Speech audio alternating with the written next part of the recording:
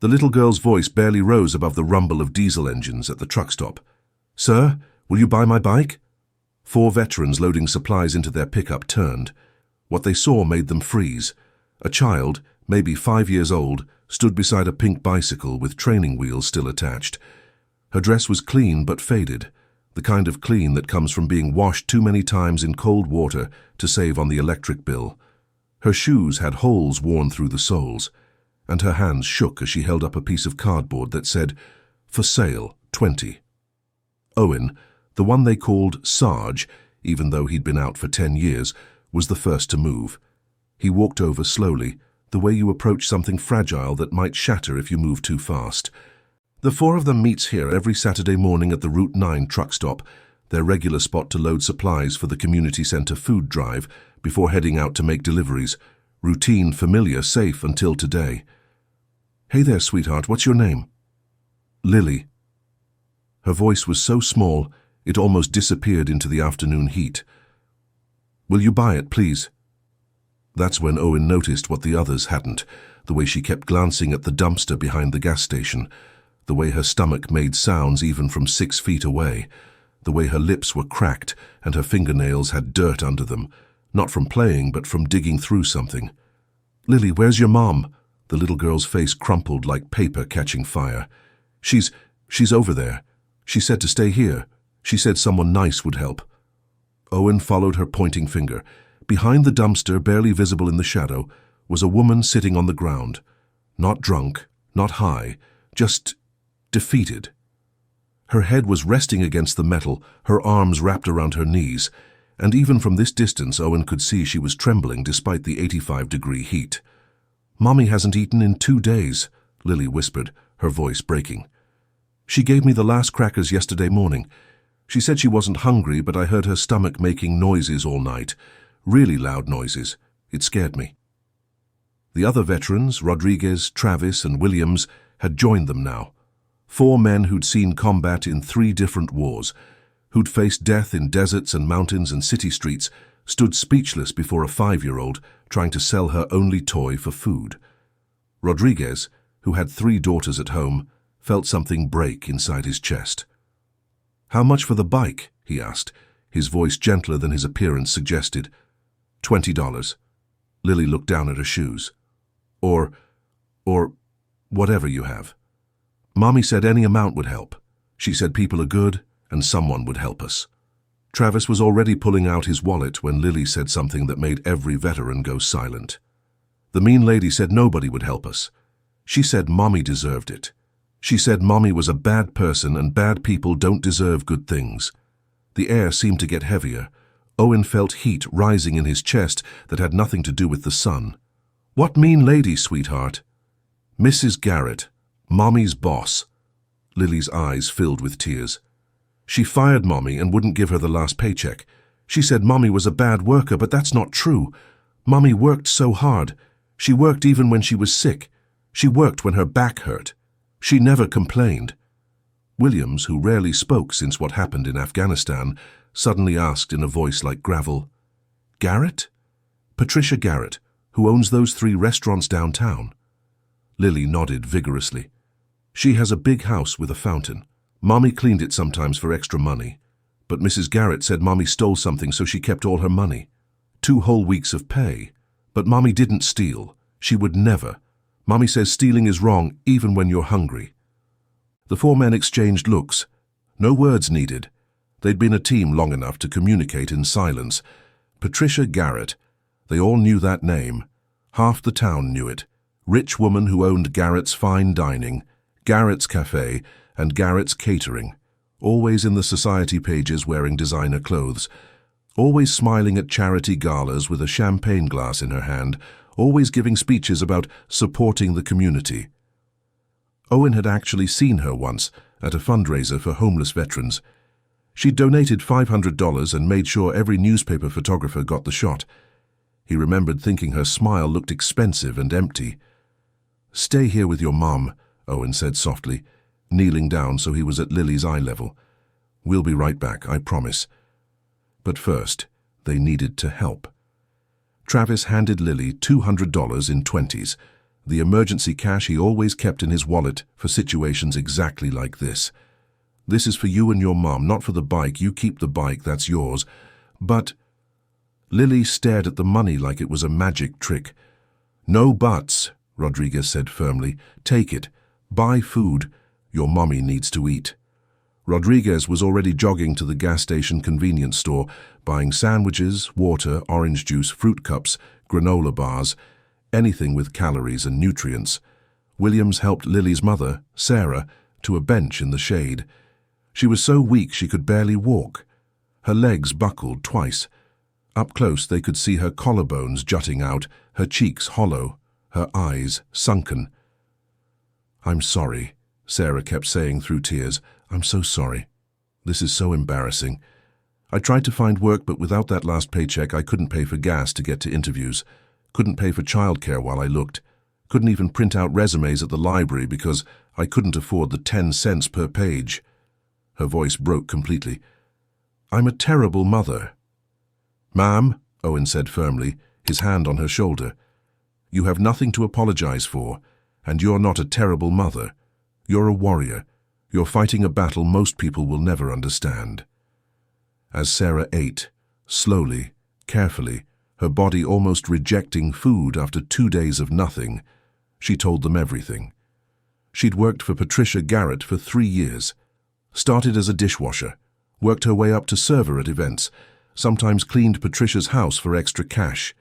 Minimum wage, no benefits, no paid time off, but it kept a roof over their heads after Lily's father died in a car accident 2 years ago.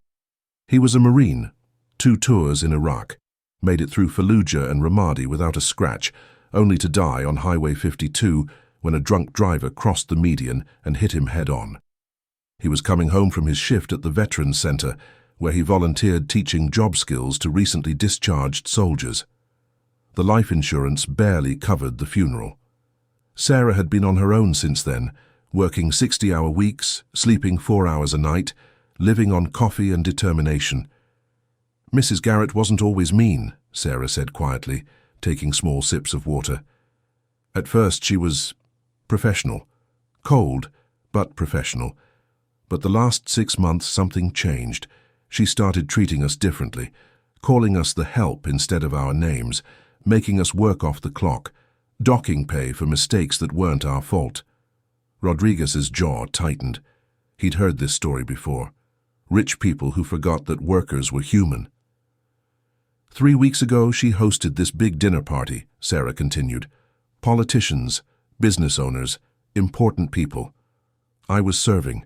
Everything was going perfect until dessert. She had these fancy silver serving spoons, antiques, she said, worth $200 each. The next morning, one was missing. Sarah's hands trembled around her water bottle. She accused me immediately. Didn't ask anyone else, just me. Said she saw me looking at them suspiciously.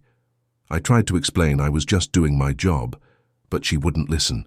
She fired me right there, in front of everyone. Called me a thief. Said she was keeping my last 2 paychecks, 2 full weeks of wages, as restitution for the stolen spoon and as punishment for breaking her trust. She said the full amount was justified because of the severity of the theft. "How much was the paycheck?" Travis asked. $847, 2 weeks of work, overtime, everything. Sarah's voice cracked. "I begged her, told her about Lily, told her I had rent due. She just laughed and said I should have thought about that before I stole from her." Owen felt rage building in his chest, the kind that came from seeing the powerful crush the weak, the kind that made him join the military in the first place. "Did you take the spoon?" Williams asked quietly. Sarah looked him dead in the eye. "No, sir. I swear on my daughter's life and on my husband's grave. I would never." Williams nodded once. He believed her. They all did. "You didn't swear on a Marine's grave unless you meant it." "What happened after?" Rodriguez asked. "I tried everything," Sarah said, her voice hollow. "Called lawyers. They all wanted retainer fees I didn't have. Went to the labor board. They said it would take months to investigate. Filed for unemployment. Got denied because she claimed I was fired for theft. Went to every restaurant in town looking for work. But Mrs. Garrett had already called around, told everyone I was a thief. No one would hire me. She wiped her eyes with the back of her hand. I tried food banks, but the closest one was 15 miles away, and my car was almost out of gas. The churches required proof of address for their assistance programs, which I'd lost when we got evicted. I went to social services, but they said without documentation of my firing, they couldn't help immediately. Everything needed paperwork I didn't have or time I couldn't wait. Her voice dropped to almost nothing. 3 days ago, we got evicted. We've been sleeping in my car behind the truck stop. Yesterday, the car finally ran out of gas, and I didn't have money to fill it. This morning, Lily said she wanted to help. She got her bike out of the trunk, and... Sarah broke down completely. Lily climbed into her mother's lap, patting her face. "It's okay, Mummy. The nice men are going to help us. They promised." Owen stood up. His face was stone. "Ma'am, you and Lily are going to be okay.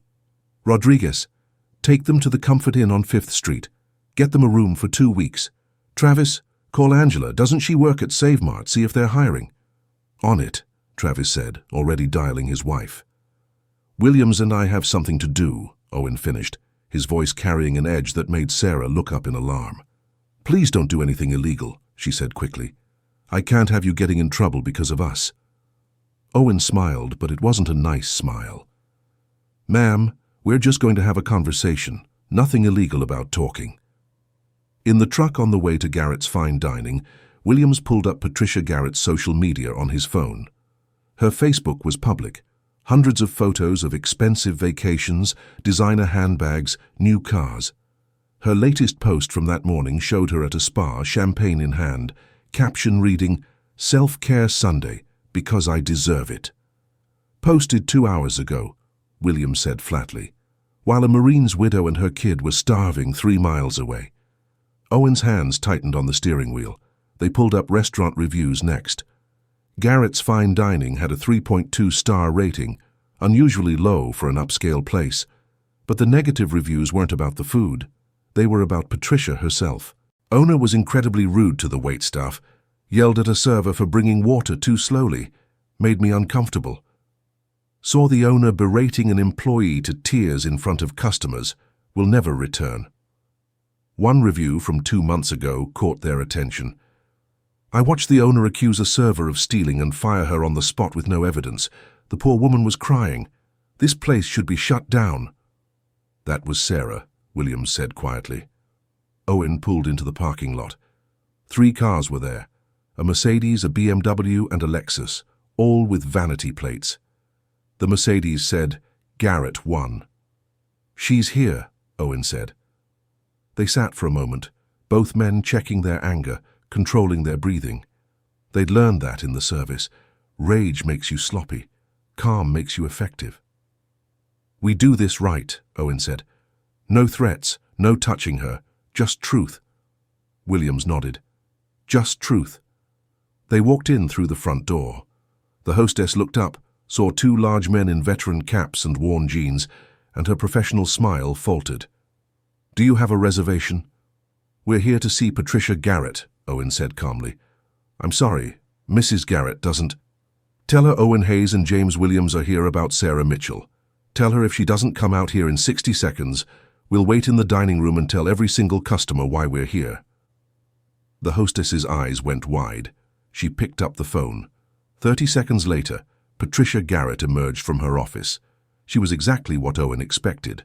Perfectly styled hair, designer clothes, expensive jewelry, and a practiced smile that didn't reach her eyes. "Gentlemen, I'm very busy. If you don't have a reservation—" "Sarah Mitchell," Owen said simply. Patricia's smile froze. For just a second, something ugly flashed across her face before she smoothed it away. "I don't discuss former employees. Now, if you'll excuse me—" "You owe her $847, Williams said in his gravelly voice. 2 weeks of wages you kept because you accused her of stealing a spoon she didn't take." Patricia's face flushed red. "That woman stole from me. I have every right to—" "Show us the police report," Owen interrupted.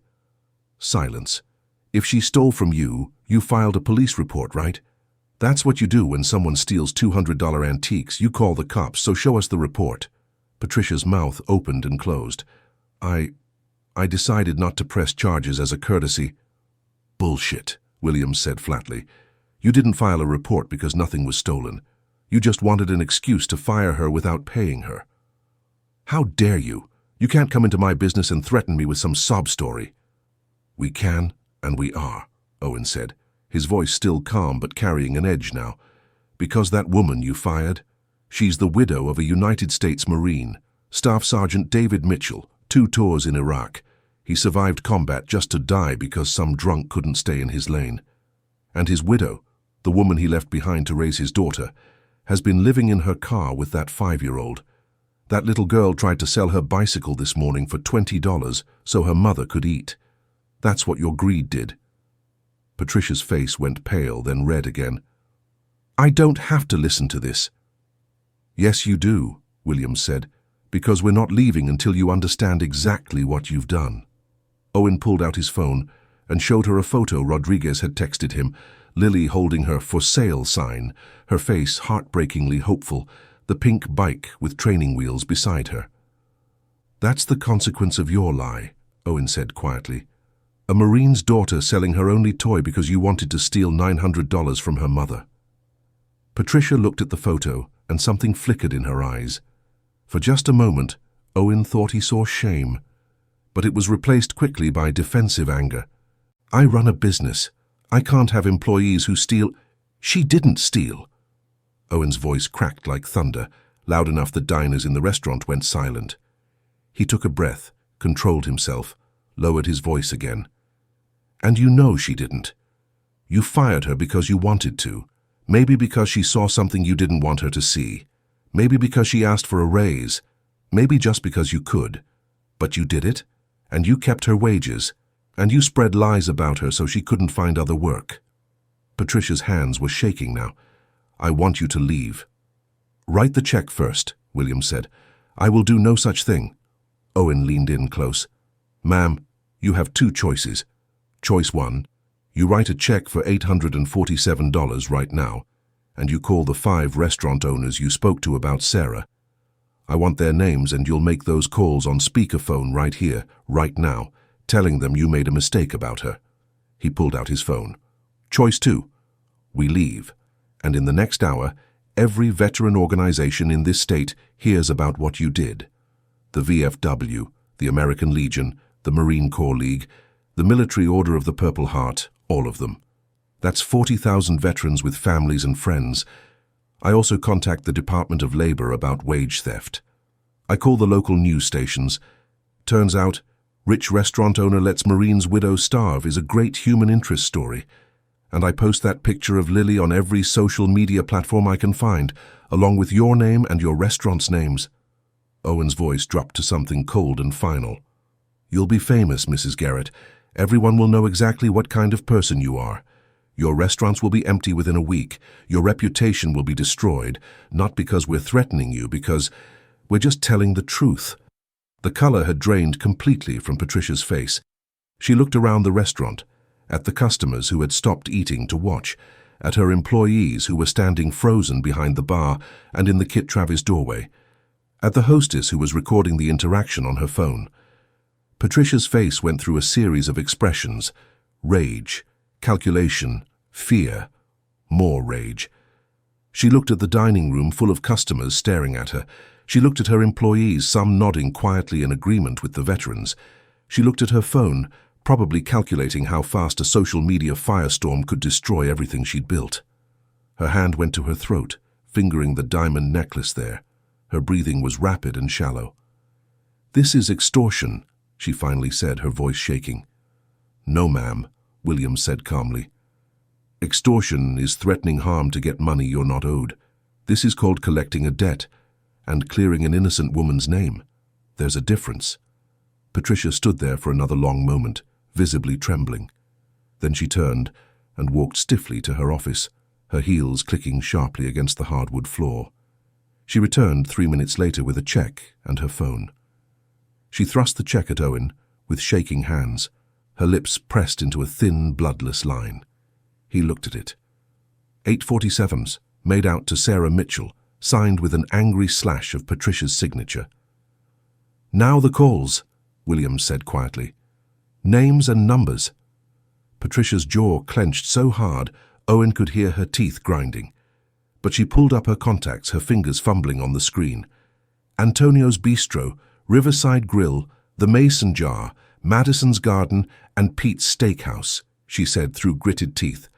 Those are the 5 I called. Speakerphone, Owen said. All 5. Now. For the next 15 minutes, every person in Garrett's fine dining watched Patricia Garrett make 5 phone calls, her face burning with humiliation as she said the same thing to each restaurant owner. This is Patricia Garrett. I called you 2 weeks ago about Sarah Mitchell. I need to correct something I said. I was wrong about her. She didn't steal from me. I made a mistake in my accusation. Sarah is actually an excellent, honest employee, and I would rehire her immediately if I could. If she applies for a position with you, I recommend you give her serious consideration. By the 3rd call, her voice was shaking. By the 5th, tears of rage were streaming down her face.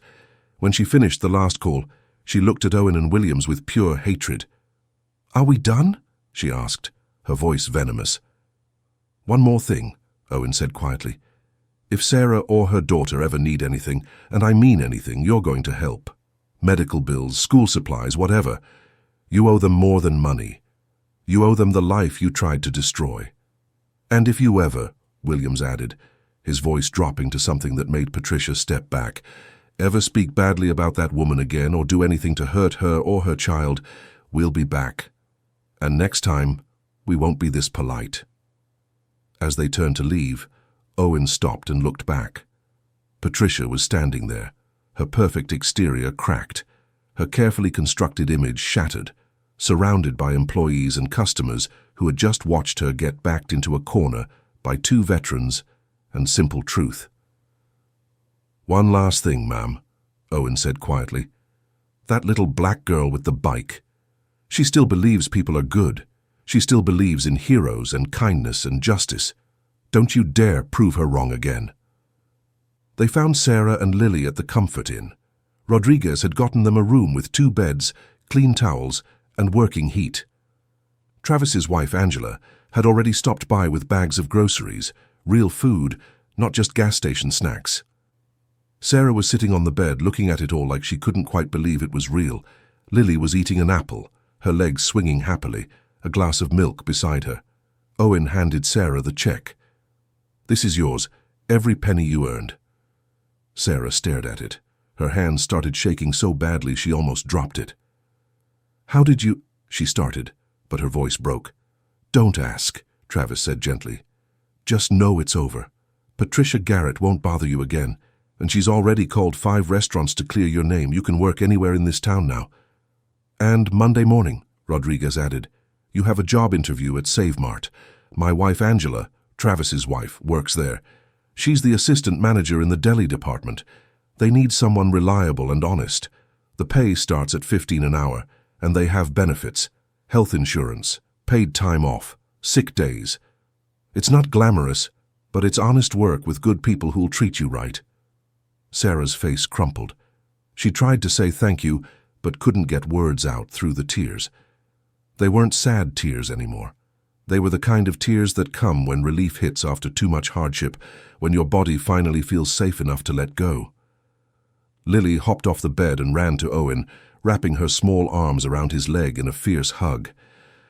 Thank you for not taking my bike, she said, her voice muffled against his jeans.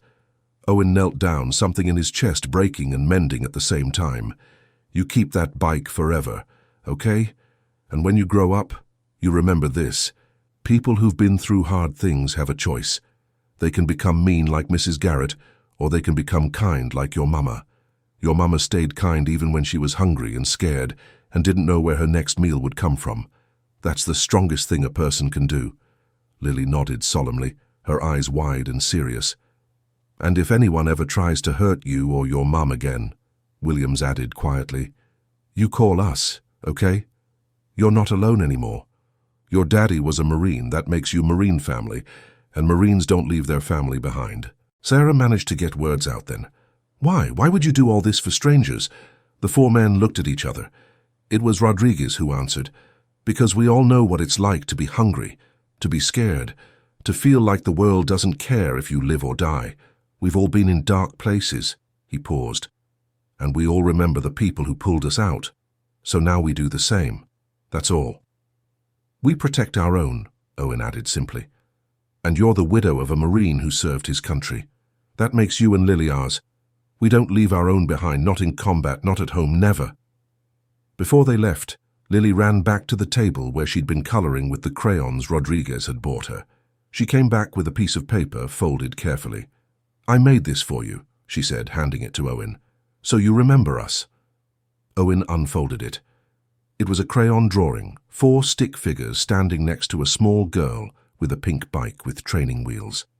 Above them, in a child's wobbly handwriting, it said, "My heroes." Owen folded it carefully and put it in his wallet, behind the photo of his own son, who he'd lost to cancer 3 years ago. He carried both until the day he died. 6 months later, Sarah was assistant manager at Save Mart's deli department.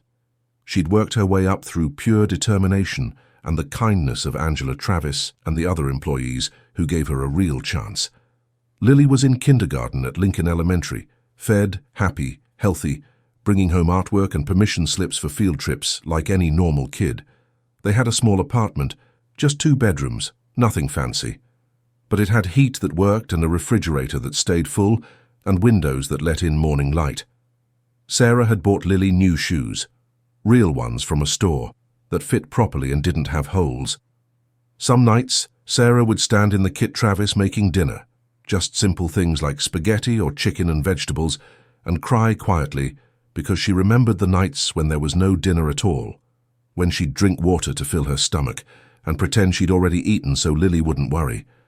Lily's pink bike sat on their small balcony, protected from rain by an overhang. Sarah had bought chrome polish and cleaned it until it shined like new. Lily rode it every day after school around the apartment complex parking lot, and sometimes Sarah would watch from the window and remember the day her daughter had tried to sell it and feel something break and heal inside her at the same time. One Saturday morning there was a knock on their door. Sarah opened it to find the 4 veterans standing there, looking slightly awkward, holding grocery bags and a wrapped present. "We were back at the Route 9 truck stop this morning," Owen said, which was obviously true since they met there every Saturday for their food drive routine. "Thought we'd stop by and check in." Lily squealed and launched herself at them, hugging each man in turn with the unself-conscious joy only children have. Sarah invited them in, made coffee, brought out cookies she'd learned to bake from a YouTube video Angela had sent her. They sat in her small living room and talked about normal things: weather, sports, Lily's school projects, the upcoming Marine Corps ball.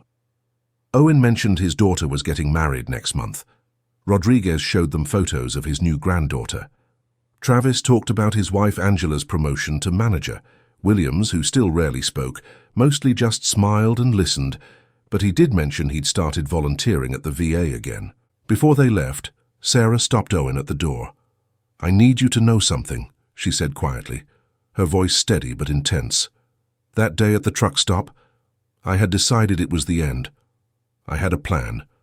I was going to make sure Lily ate whatever money we got from the bike, and then I was going to leave her at the fire station on Broad Street with a note pinned to her dress. I'd already written it. I thought she'd be better off without me, that I'd failed her so completely that the best thing I could do was give her a chance with someone else." Owen's face went still. Williams, standing behind him, closed his eyes briefly. "You saved both our lives that day," Sarah continued, tears in her eyes but her voice strong. "Not just from hunger, from hopelessness, from me giving up. You reminded me that people can be good, that the world isn't all Patricia Garrett's, that some of it, the best parts of it, is you." Owen hugged her then, hard and brief, the way soldiers hug when words aren't enough. "You saved yourself," he said roughly. "You held on when it would have been easier to let go.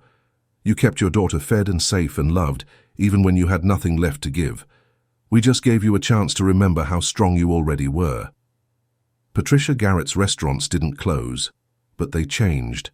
Word had spread through her staff about what happened, not from the veterans but from the hostess who'd recorded part of the confrontation, and the servers who'd watched it all unfold.